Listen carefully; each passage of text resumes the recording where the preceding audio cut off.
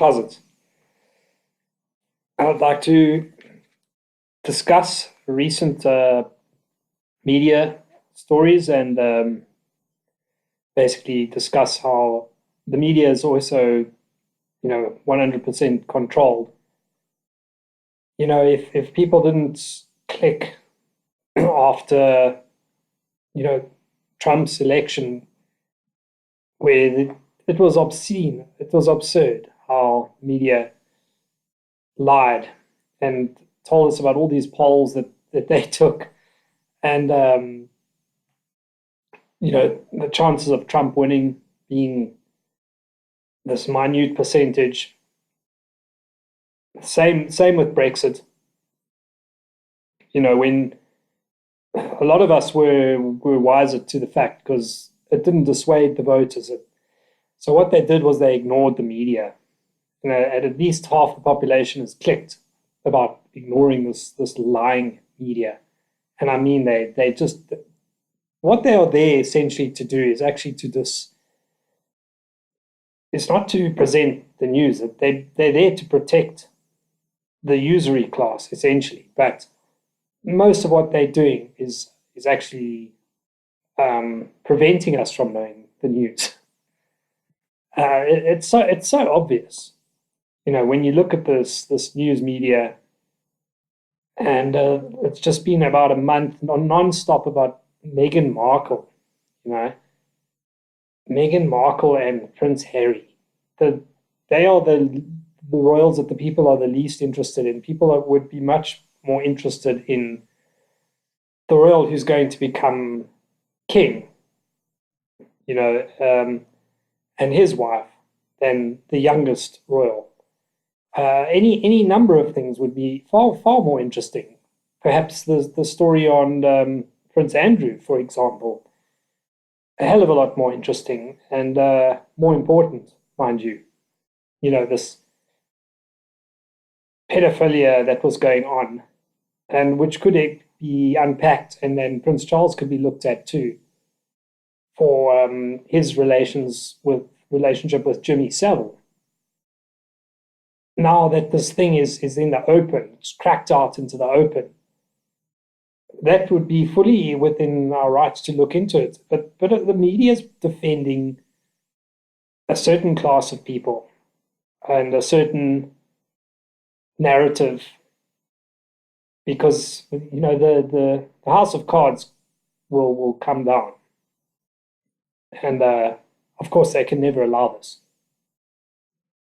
So what we get instead is constant Meghan Markle stories. And seriously, who cares?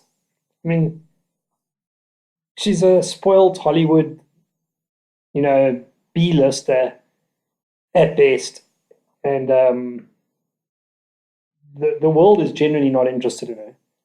On top of that, they're trying to slip in a little bit of this. Oh, it's racism, which is also it's not flying at all.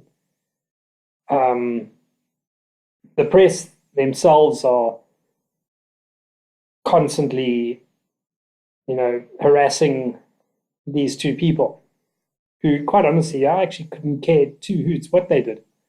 There's far bigger things at stake.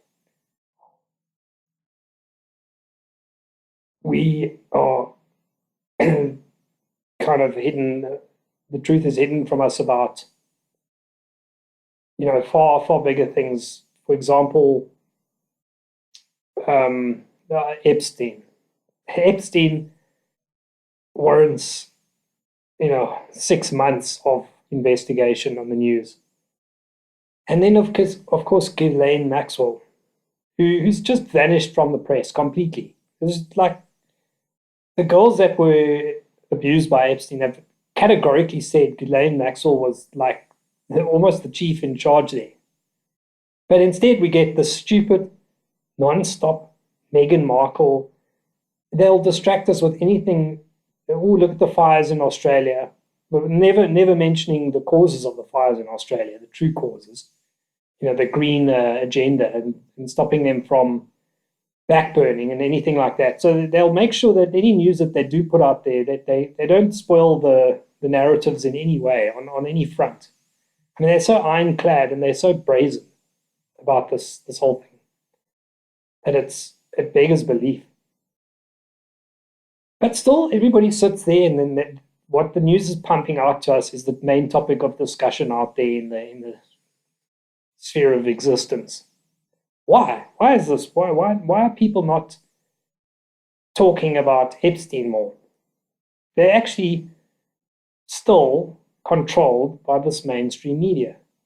Public opinion, believe it or not, and this is what we've got to put an end to, because it's morally bankrupt.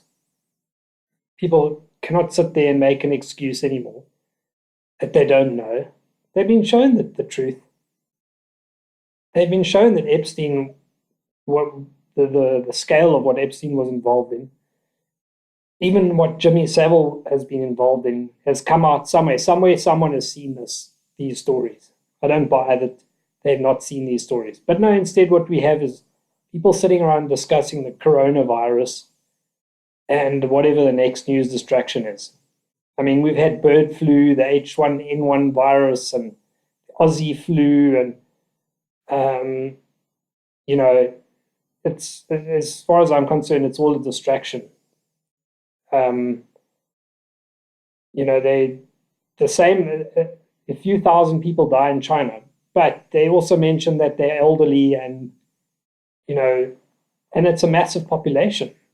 This is clearly a media frenzy created for numerous reasons. But the main thing is that we must keep the focus on our issues. People must forget about any massive new breaking story, and continually refocus, force them to refocus, force the refocus on everybody. Because we still need to get to the bottom of these things. Hillary Clinton's involvement with ISIS still hasn't even been touched on. Donald Trump is starting to look like a complete plant, and he denied knowing anything about Julian Assange when it's basically perjured himself, where we can show numerous clips of him on YouTube talking Julian Assange, and now suddenly he doesn't know who he's talking about, because his supporters would be likely to be the ones who listened to Julian Assange.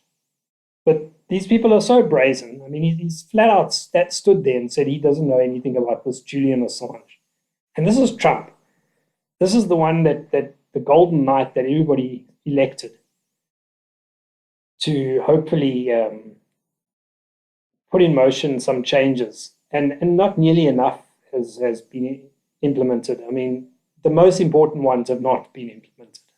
This replacement ideology of the West has just not happened. They have not stopped this. He has not stopped that. And I don't buy this, so he doesn't have the power and this, that, and other. There's another recording of him talking, I think, with Nancy Pelosi, or one of those, witches of Eastwick, discussing how they're going to take the guns, and, which is Second Amendment right, which is basically all his supporters would be, Second Amendment people. So more and more, like, people are just being blinded and bewildered and mixed up. And the main thing is to keep the focus. Stop being a Trumper or an anybody, and focus on the issues. The issues are the main thing. Keep the main thing, those issues. We don't want to be replaced. We don't want any more of these murderers being allowed into our countries. And we don't want any more of these murderers being allowed to run our countries, and thieves, like they are in the case of the ANC in South Africa. And there's about a number of stories as well in South Africa that are being bypassed by the news in our own country as well as internationally. Some reporters have come across, and Katie Hopkins, for example, exposing the farm murders. But why must a foreign reporter have to come and do that? Why do we, does this just get swept under the carpet? The murders of whites basically is just a non-issue to them. And everybody's just too cool to speak up about it. And being cool is not cool, by the way. Um, it's just cowardice. And but the main thing is what we see in the news media and how they have the power to hide these issues. Ghislaine Maxwell, Epstein's remarkable death. I mean, that's laughable. How come they're not talking about this? Where are the stories? Where is the mainstream news media discussing this in depth? Where is Ghislaine Maxwell? Where is she?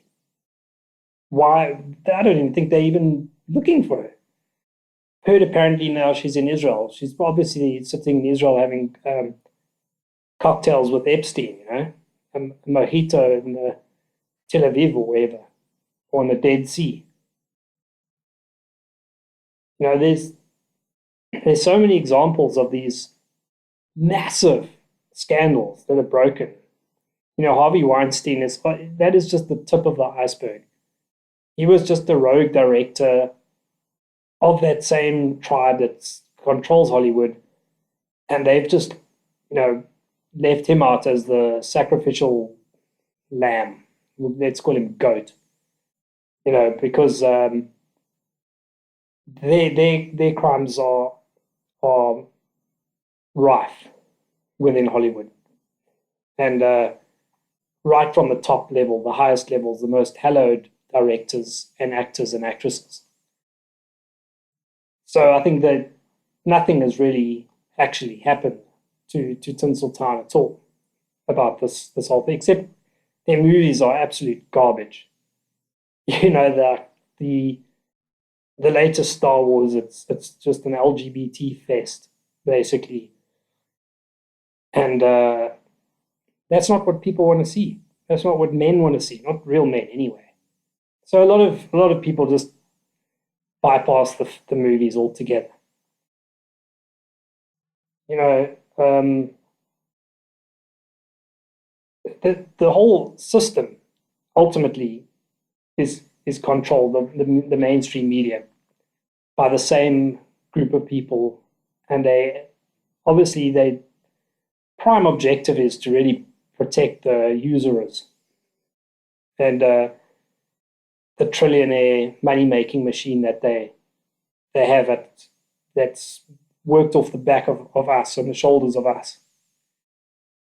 And we sit there and take it. We Nobody objects. Currently, there is a protest going on outside Belmarsh prison for Julian Assange. Zilch in the mainstream media. Why can't we have a reporter having a 10 minutes discussion with Julian Assange to hear his side of the story? The whole world deserves to hear. This concerns international politics. And but no, we don't want to know about that. We must hear about Meghan Markle, and now they've got this coronavirus. They must be loving this. I mean, like if 5 million people end up sick and dying in Europe on this coronavirus, then we can start talking about a serious pandemic. There's no ways. This is a distraction. Just like the bird flu and all that.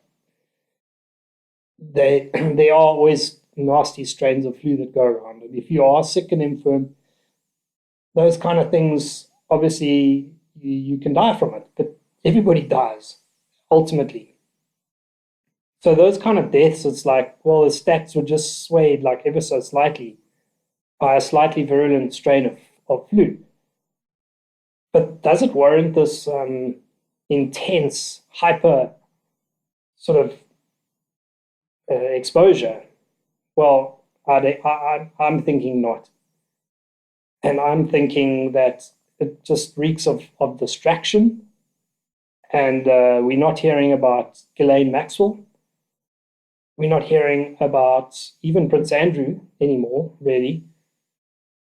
We're not hearing about Epstein. Now, when we talk about these things are massive because Epstein had half of the world's leadership, the billionaire class in his little black book somewhere, or in his head, or wherever they kept this information. And this information would have been a revelation to opening up all kinds of things. Even the owner of um, the bra company. What's that bra company called? The push-up bras that all the teen girls were the. It was the ultimate sort of modeling crew to get, and this was one of his recruitment bets, so to speak. And it's Len Wexner or something. Is the owner of the company. There's all these massive tycoons that are involved in this thing. And this Epstein being a billionaire was also, well, he didn't make his own billions, which is another thing. Where did these billions come from? Um, they kind of just made him a billionaire and gave him, that was his job, was to,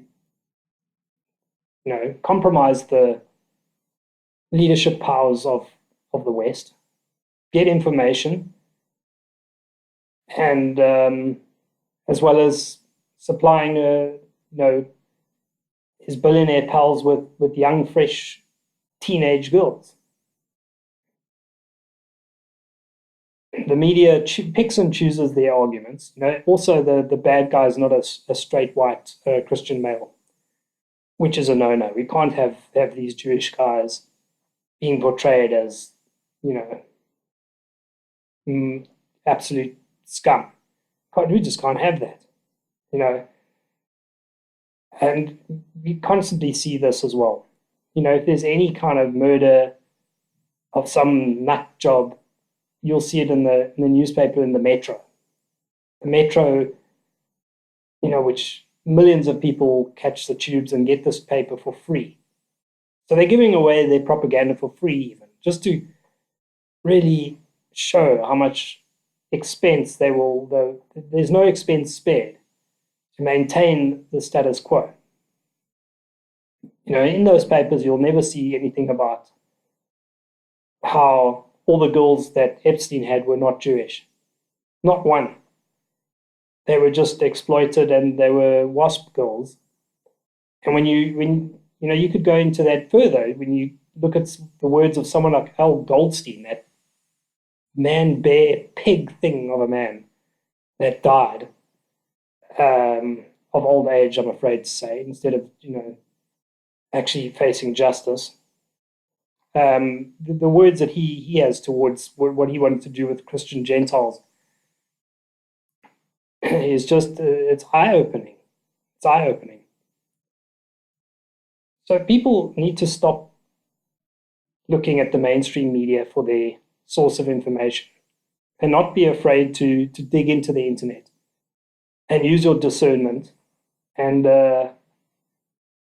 there's countless volumes of information out there from people that have done thousands of hours of research that's at your fingertips. Look into things like the Red Holocaust and the ethnic makeup of the first Soviet Union government.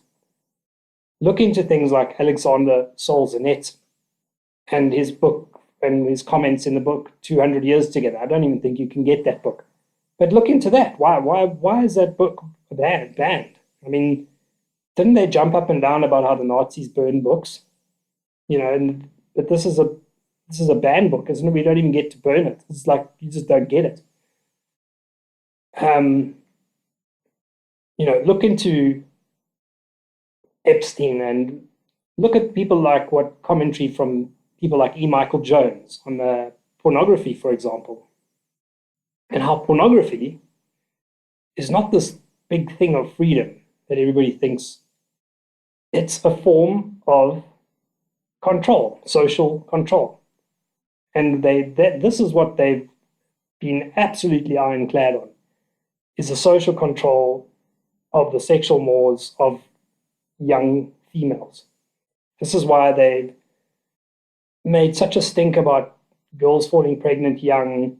They must finish their college and this, that, and the other, instead of focusing on men just being responsible and being a breadwinner, and even down to put this press ganging of the woman into the workforce, where you've just exchanged your husband as a boss for some other complete blue-haired lesbian as your boss, or some other, man as your boss. That's all they've done, is exchanged. They didn't want to be controlled by men, but they're being controlled by a boss now in a company. Look into these things. Look into how our grandfather could buy a house on his sole salary while our grandmother was a stay-at-home woman. So on a single income, he could afford to buy a house. Now, two people are scarcely able, both of them working full-time, scarcely able to make a house, to buy a house. So essentially, our salaries have been halved, and maybe a bit more than halved, because the workforce has been doubled. And so they're getting twice the amount of workers for the same amount of money. And but no. This has been pumped as freedom by the same people who own the press and the newspapers and the magazines, Vanity Fairs and all these glossy magazines, which control our female society, very much so. And what's deemed important is a girl with an education, and pushing, basically peer pressuring them into this workforce environment, and glossing it up as this absolute thing of freedom, and it's not. It's not a thing of freedom and beauty. It's a thing of enslavement. And people are blind to it and don't click, because no sooner do they start to click on, and some people start to open their eyes, they immediately go back to CNN and they shut their eyes again, and BBC and Sky News, and they read the Metro newspaper as if it's the gospel or whatever it is, the Daily Mail, the papers in South Africa, whatever they are. This is where they've constantly. So some of them are reading them because they're saying things that they want to hear, because they're perhaps partly champagne socialists themselves. This wonderful South Africa is just a society of champagne socialists now. Where the rich and the wealthy, they're comfortable. They don't really need the status quo to change at all. And so morally, they don't feel obliged to push back at things, or look into things and start to call things as they are. They'll maintain the standard mantra of Mandela, the wonderful Mandela. I don't know what was so wonderful about Mandela. Like, honestly, if any white male had done that in one presidency to a country, he would have been slaughtered by the press and the people in their champagne cocktail parties. Bringing the country in one presidency to that level of economics, without batting an eyelid, without, and blaming apartheid, and, well, we were bankrupt. Well, we're more than bankrupt now. We're in trillions of debt. There's a huge difference. And basically, he just wrestled our country, helped wrestle our country down and under the control of to be under the control of the usurers and the central bankers, and the globalist central bankers.